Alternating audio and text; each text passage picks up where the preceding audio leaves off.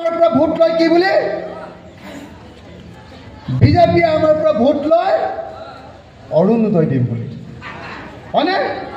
লাখপতি বাইদেউৰ টকা দিম বুলি হয়নে আৰু মুছলমানৰ পৰা ভোট লয় কি বুলি এই যদি বিজেপি ভোট নিদিও ততৰ ঘৰবিলাক ভাঙি দিম বুলি ব্ল্যাকমেইল কৰি ভোট লয় হয়নে নহয় ঠিক তেনেকে বাঙালী বাকী মানুহবিলাক বেংগলী মানুহবিলাককো ভয় খুৱায় যে যদি বিজেপি নাথাক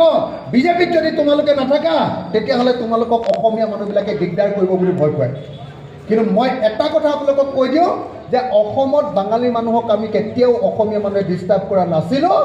বিজেপিয়ে অসমীয়া মানুহৰ লগত বাঙালী মানুহৰ কাজিয়া লগাবৰ কাৰণে চেষ্টা কৰি আছে যাতে ভোটটো তেওঁলোকে সদায় পায় বাঙালী মানুহৰ পৰা হয়নে নহয় বাৰু হিন্দু মুছলমান অসমীয়া বাঙালী এইবিলাক কৰি কৰি গোটেই মানুহবিলাকক ভাগ কৰি ভোট ল'ব খুজিছে